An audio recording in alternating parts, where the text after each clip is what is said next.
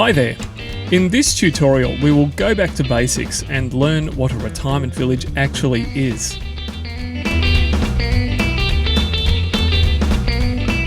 You will have heard many terms used to describe a retirement village, such as an over 50s village, a lifestyle or independent living resort, or even a retirement community. These terms have been introduced by marketers trying to escape from the traditional image or stigma of a retirement village. You know, that of an old, depressing suburban complex with boring brick and tile buildings inhabited by the grey cardigan and cup of tea brigade. So what actually is a retirement village? Well, legally, a retirement village is whatever is defined as a retirement village under the retirement village legislation in each state and territory. That's right, in another clear demonstration of the inefficiency of our state and federal system of government, every state and territory has passed its own retirement village legislation.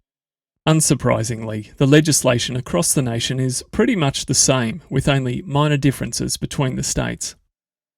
Typically, a retirement village in each state is generally described under legislation as premises where older members of the community or retired persons reside or are to reside in an independent living unit or serviced unit under a retirement village scheme. And we've used here the Queensland Retirement Village legislation as an example.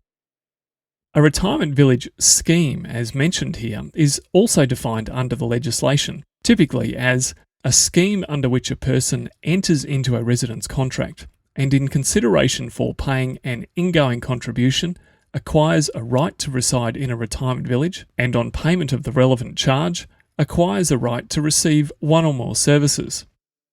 Now, this probably sounds a bit confusing and legalistic at the moment, but stay with me. It will become clear later on as to why they have structured the legal definition of a retirement village in this way.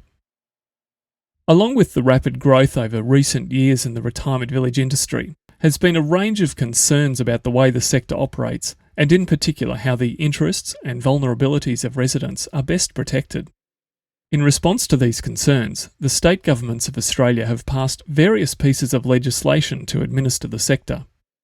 The intention of the legislation across all of the states is to provide consumer protection.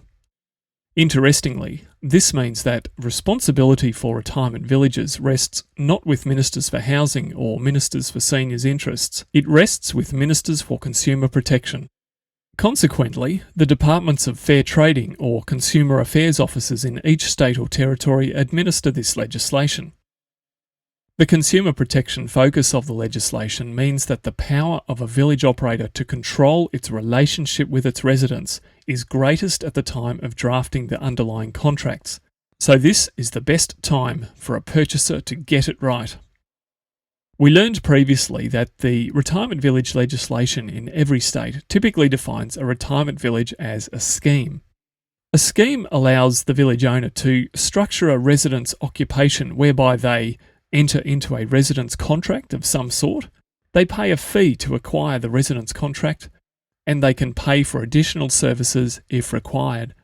A scheme is something that is established predominantly for retirement villages, under which residential units are occupied under a lease or licence, the right to occupation is conferred by ownership of shares, residential units purchased from the administering authority subject to a right or option of repurchase, or finally, residential units are purchased on conditions restricting their subsequent disposal. In some cases, the legislation applies differently to different legal structures and contractual arrangements.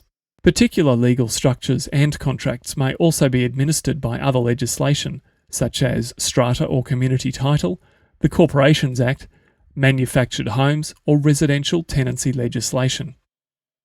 The retirement village legislation across all jurisdictions seeks to achieve the following broad principles: to clarify the rights and obligations of residents and operators of retirement villages, to facilitate the disclosure of all important information relevant to a person who is considering entering into a particular retirement village, to require contracts to contain full details of the rights and obligations of the parties, to facilitate resident input where desired by the residents into the management of the retirement village, and finally, to establish appropriate mechanisms for the resolution of any disputes between residents and operators.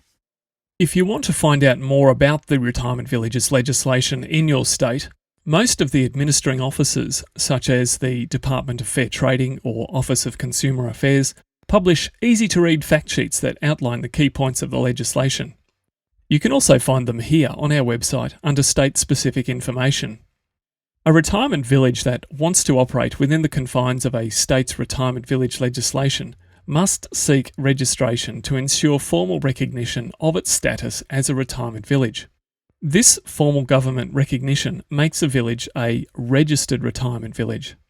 As a registered retirement village, the village owner can get away with provisions that normally would not be permitted in a residential development, such as granting a licence to occupy the premises instead of the freehold title, charging ingoing or deferred management fees, no pets policies, and restricting the age of potential residents.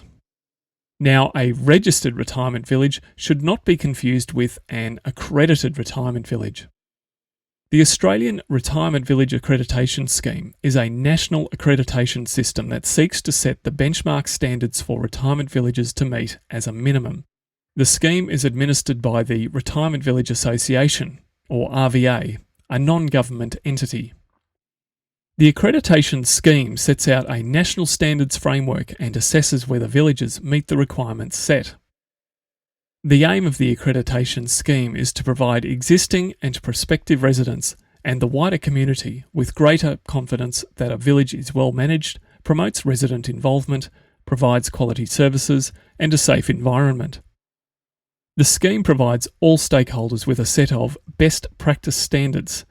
Assessments are conducted independently of the village, and the scheme is administered by the RVA. The Retirement Villages Association is Australia's peak body for the retirement village industry, with a membership base of over 600 village and associate members nationally. The RVA seeks to enhance the ongoing growth and sustainability of the retirement village industry. Membership consists of retirement village operators, managers, owners, developers, investors, and industry specialists across Australia.